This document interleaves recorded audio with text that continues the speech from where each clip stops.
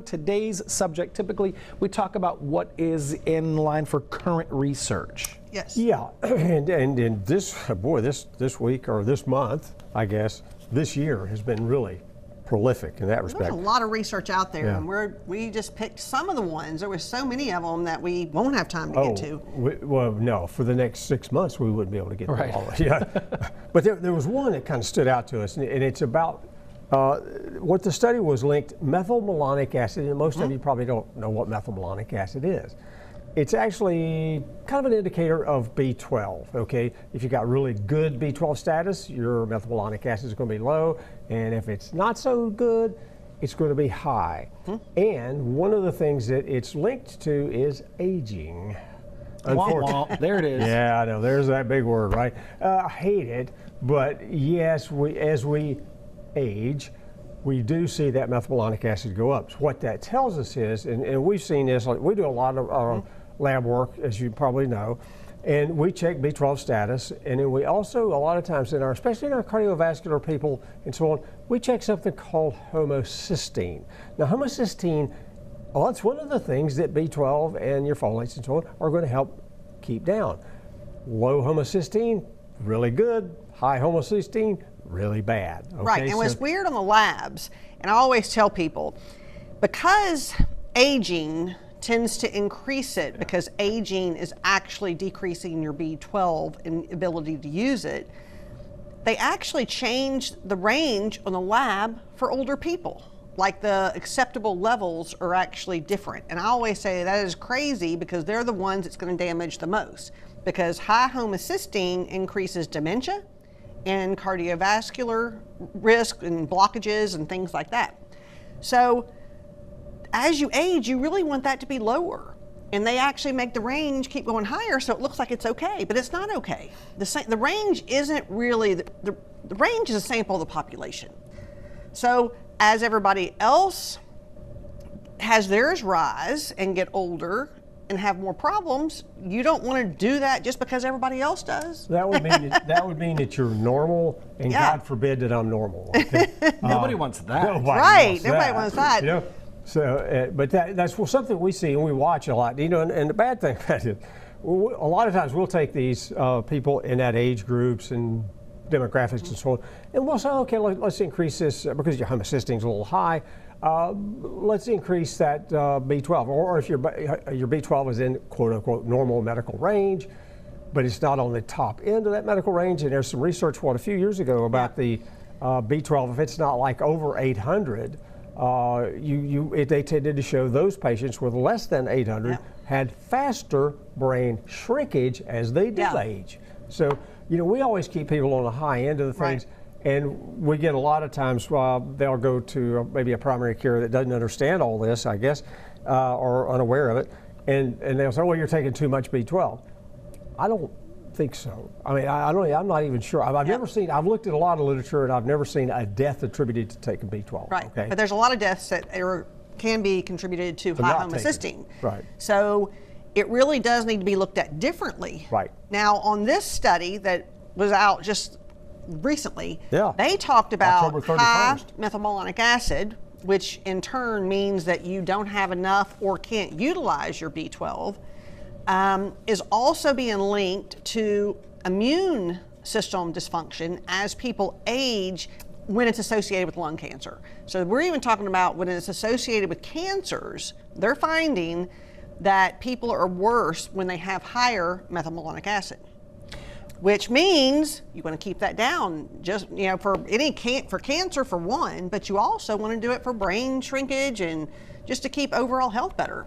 Is there a better vehicle for B12? Can you take it in pill form? Would you suggest getting it as a shot? No, We use it in pill form. Yeah, typically speaking, the reason we used it, I've been doing this a long time, and way back when, all we had was something called cyanocobalamin, and it's basically a very tough molecule to use, hard for the body to use. It has to be quote unquote methylated, and that methylation process, now we know because they're studying in genetics, we know that methylation is really an issue in a large part of the population, really. But back then, 40 years ago, It was pretty standard, you know. They all we just had. use an injectable form because you bypass the gut and everything else. You just put it directly in the body. They had a little bit better chance of utilizing it better that way, and so it helped. Now we have the methylated forms, and we even have some other forms of it that are a little bit more easily We have processed. adenosine and hydroxy forms as well, but they're much easier used and absorbed from the stomach. Right. And when we have people with extreme low levels, we will use a sublingual methylcobalamin, which is be under the tongue, so you get better absorption. So there's a lot, but you can definitely do it without injections in today's world where there's a lot more available. Yeah, I think one of now this came from this research was done at Moffitt Cancer Centers and Research Institute. So it was done at a cancer institute. And you know, I think one of the things that they didn't, and they were very narrow focused on the lung cancer stuff and so on, but one of the things that anytime you weaken the CD8, which is one of your complements in your immune system, the T cells, once you do that, you're more prone to have a lot of complications from just a low immunity. So not just cancer. And getting sick more often as well. And I'll ask this, if you've been diagnosed with cancer, did they check your B12? Or the methylmalonic acid. I doubt it. So that's something that needs to be thought of. And here's a new tool. How long is this research going to take to hit the street? Your doc, for instance, 20 years. Astaxanthin it's actually a carotenoid, okay, in that family. Now, it's not a big retinol producer, so that's what most people think about the carotenoids and so on, but humongous anti-inflammatory. Yeah. Humongous. They actually keep finding more and more things that it does. The research keeps coming out. There is so much in the past year that's come out about this nutrient. And they always have known great antioxidant. Great antioxidant, but what else does it do? Now, we have like 3 different pieces of research that just came out. Yeah. And what was the first one? Talked about the inflammatory response and how it keeps down interleukin-6. Yeah, and they even talked about, and if you remember back in COVID, a few years ago, right? And you probably heard the authorities telling you about the cytokine storm. Cytokine storm. Which is an inflammatory storm, okay? It's what it is. Well, they actually showed in this that hey, it actually is good at averting the onset of the possible inflammatory storm. Right. Well, if we've learned nothing on this show, inflammation is the beginning of all of the bad things that happen. It is. Anything bad that happens in your body is the inflammatory response goes haywire. It's the start of all disease. Yep, it really truly is. For years and years and years, astaxanthin has so much research that's come out about eyes. They talk about it for macular degeneration and for cataract formation, and talk about it for glaucoma. They talk about it for everything. Anything you can think of with the eyes, there's been something out about astaxanthin, so it's always kind of been used in that area. But now, more and more just keeps coming out about other things it does. Yeah, and there was another study and these were just published like within a few days or so. It's pretty good. One of the biggies, and we hear this is a common complaint. I'm tired. Now, it could be a host of things. It could be you're anemic. It could be a whole lot of other things. Are you eating packaged processed foods? Yeah, packaged processed all food, that exactly. Stuff, so on. Yeah, but they did a study, and this was what they call a meta-analysis. Now, for those of you unfamiliar with what a meta-analysis is we look at a whole bunch of research out there and find out, like, okay, what did they all say in regards to certain things? And so it's kind of a synopsis, if you will. And they looked at a total of 11 randomized control trials, that's the RCTs are the gold standard, so to speak. And they found that it was very positive in something called of subjective fatigue relief. Now, subjective is not what I see it's what you tell me. So in other words, you give this to somebody that they can say subjectively, hey, I feel better. I'm not as tired as I was. But they also, in that study, looked at cognition and motor function. Yep. So they looked at motor skills and brain function. Yeah. And they said it was beneficial for all. So when you have an antioxidant that's beneficial for fatigue and cognitive and motor function and eyesight, there are so many things. And then the other study talked about, in combination with other nutrients, It actually affects what they call the tenocytes, which tenocytes are the cells and tendons. And tendinitis is one of your most common musculoskeletal problems. And what it did was look at prevention of tendinitis and helping tendinitis with a combination with other nutrients. And there's other nutrients. Yeah, there's like vitamin C. All right, now your collagen peptides, which is collagen's real big. Resveratrol, which you've heard us talk about a lot on the show in the past, I'm sure, and then astaxanthin. And they mixed, they call that the mix or the formula, basically. It's what they did. And they used it and they showed that it significantly impairs the interleukin 6 and what they call the interleukin 1 beta, which is the interleukin 1 beta is your start of the process. In other words, this is what just kicks that gear off, and here we go. And interleukin 6 is just kind of fans the fire, that kind of thing. And so these things, and what it did is it tended to shut that down. I thought that was pretty interesting. Anything in combination. The combination of it. Yeah, and actually you put it out, they said, hey, it actually promotes the pro-oxidative stimulus of this tenocytes, which says, hey, maybe we can help a little healing process go on here. And I've seen even some studies, we didn't bring that one with us, and it was a little bit longer ago, but even how astaxanthin can actually help endurance athletes. Yes.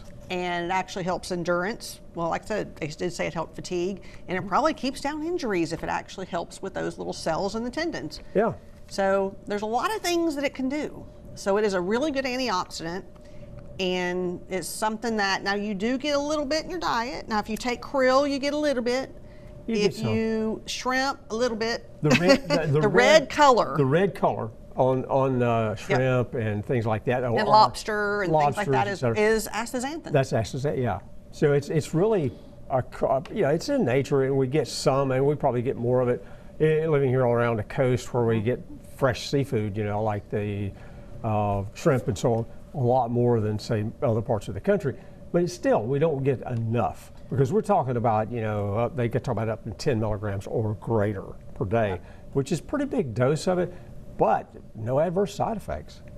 That's always good. That's impressive. Every time you hear something on television, a new medication, something that's coming out, you hear the really, really fast vocabulary happening at the bottom, and it's the 40 or 50 side effects that come with the benefit of taking. I always like the one that says, including death. And I mean, I don't think I would put that on there. I think I would just keep my mouth shut and say, okay. Be sure to sign up for automatic refills. Right. Yes. Yes. Yeah. Yes. All right. We're going to talk about iron deficiency as well. Yeah. All right. Actually, this one even surprised me, even though we see it a lot, but I didn't. They actually showed that it's more common in adults than they thought. And it is not even just a frank deficiency, but even a functional deficiency, which means you don't utilize it properly, so you do have a deficiency. As much as a third of all adults in the country. It is Americans. So that's what it was done on. When you think about that, I mean, a third, that's a lot. Like in the three of us here. There's one of us. Well, actually, we both take iron. Right. So now you see who's deficient at this table. Right. And I've had some real issues with it, in my time. So but it's really it's some of the researchers they talk about. They said one of the researchers, Dr. Buckley, said this is the most common yet unappreciated public health problem. And I promise you it does not get checked. We look at a lot of lab work brought in from other physicians, hospitals, whatever, and it does not get checked. The old school thought was if your hemoglobin and hematocrit are okay, then you don't have an iron deficiency, and that is not true, because we do see that all the time. Yeah. We actually have a normal hemoglobin and hematocrit, and then they still have an iron deficiency. Yeah. So unless you're checking the iron and the ferritin, you don't see it. And we see that all the time. Now, if your hemoglobin is low, a lot of times, then they will check it. But if it's not, they won't, and we see tons of it. Mm-hmm. And you guys have an anemia panel that you're on that can help with not only checking for this, but a host of other things. Yeah, anemia panel, we put it together for people that really needed to look at all facets of their iron. So it checks for your stored iron, it checks for your iron saturation, it checks for your iron in the bloodstream, it checks your total iron binding capacity. So it checks a lot to do with iron and ferritin, but it also does B12, because B12 also plays a role, and it does your folate as well. So we always talk about how important it is to check those. And then it does a CBC, which does look at the hemoglobin, hematocrit, red count, things like that, and white blood cells. So it is something, instead of doing the whole panel, that you can do just that to check these things that we've talked about today, because we actually happened to talk about B12 earlier too. Yeah. So it checks them all. And the anemia panel is less expensive than checking them all separate. Yeah, and you know, so the researchers that that put this together talked about, you can have a fairly normal red blood count and hemoglobin be in range medically. Remember, that's normal. We don't want to be there, right? I've even seen alert values sometimes on iron. Alert means this is really bad. Really bad. And the hemoglobin and hematocrit was normal. Yeah, so, and that's what they said. Yeah, They it said, can. And that's what they're finding in this research was the same thing. Yeah. And we see it every day. I did not realize it was a third of the population though. So that was even surprising to me.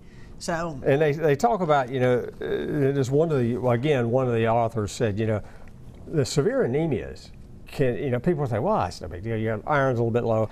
These people can pass out. Yeah. They can hit their head. They can have a Pass stroke. out while driving. They can have a heart attack. So Yeah. when you talk about having a heart attack, it ain't just your cholesterol.